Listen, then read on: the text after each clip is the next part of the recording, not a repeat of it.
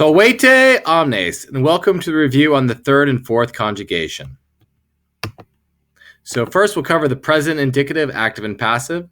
For the third present active, you have o, is, it, imus, itis, und, which is kind of a weird vowel pattern, but we've seen similar patterns like that when we did the bo, bis, bit for the future of the first and second.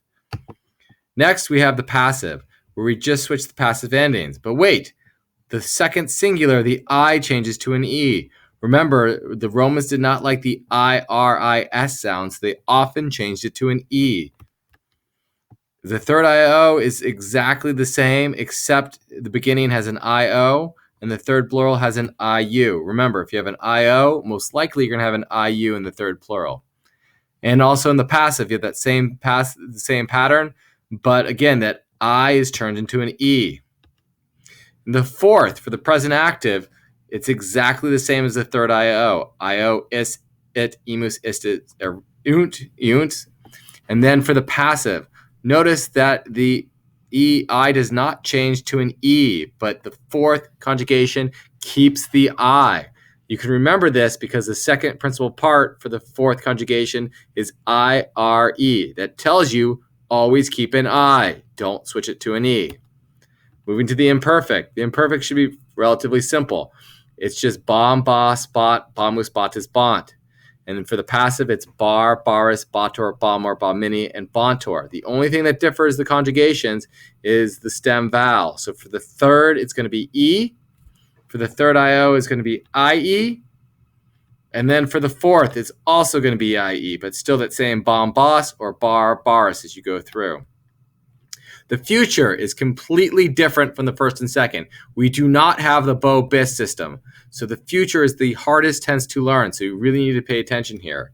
For the future, it's just a vowel change. It goes from an A to an E. So es, et, emus, etis, ent. And then for the third future, it's ar, eris, etor, emor, emini, entor. Notice you have the eris right here. This is identical to the present. You have to figure it out from context. There is no other way to decipher it. When we move to the third I-O, we have the same pattern, except we add an I. So it's an I-A and an I-E instead of just an A and an E. The fourth conjugation will look exactly like the third I-O with the I-A to the I-E all the way through. Now the perfect system should be really simple because it is the same for all verbs. For the perfect active, you take the third principal part, and it's I, isti, it, imus, istis, erunt. And then for the third, or for the passive, perfect passive, it's the fourth principal part plus sum, ss, sumus, estis, sunt. Notice how it changes from singular to plural. And I did this for a masculine subject. If this was a feminine subject, you'd use a and ae. If it was neuter, it'd be and a. And the fourth, again, follows that exact same pattern. Same thing with the past perfect. Again, for the past perfect, you'll use eram for the active with the third principal part. And again, you'll use eram, but with the fourth principal part. Future perfect. Again, same thing. Third principal part for the active. The big thing to note is it's errant here in the third plural for the active, and then it goes to erunt. This errant is changed so it will not contradict with the perfect.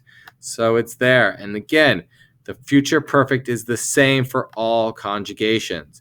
There's nothing different between the first, second, third I, and fourth when it comes to the perfect, past perfect, and future perfect. Moving on to the subjunctive. So the subjunctive for the present, it's a vowel change. And remember our mnemonic device. Let's beat a giant. So is for the third conjugation. So I have an A here. As, ot, amus, otis, aunt. For the third passive, again, just change your endings. Ar, ris, tur, mur, mini, entor. And then the giant. That would be our third I-O and our fourth. And we have that I-A all the way through for the third I-O and also for the fourth. Moving on to the imperfect. Now, the imperfect is nice too because it's the same across all conjugations. You take the present active infinitive, which is usually the second principal part except for deponents, and you just plug on the endings. So the active endings would just be MST, MUS, TIS, and T. And the passive endings are R, RIS, TER, MER, MINI, and ENTOR. The problem with these, it's just a mouthful with all those vowels in that infinitive. And again, the fourth conjugation follows that same pattern. The perfect. So remember, the perfect is the same for the first and second as it is for the third ion, fourth. So for the perfect active subjunctive, you take the third principal part and you add erim, eris, eret, erimus, eritis, erint. And except for that first singular, it looks almost identical to the future perfect indicative. Then when you do the passive, you take the fourth principal part, and instead of using sum, as you do for the indicative, use sim, the subjunctive of sum. So sum, sis, sit, simus, situs, sit. And again, you see in the perfect, all conjugations follow the same patterns. There's no difference, which makes the perfect system really nice. The past perfect.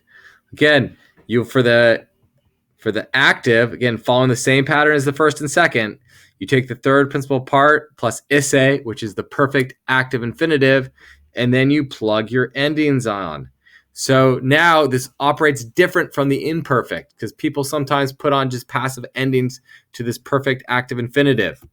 But you don't. You take the fourth principal part plus the imperfect subjunctive of sum, which is sm. So sm, set, eset, semus, etis, sent. And because it's past perfect, it's part of that perfect system, the third IO will be formed exactly the same way as same with the fourth. So you don't have to learn any different forms or derivations of that. Wale, thank you for watching.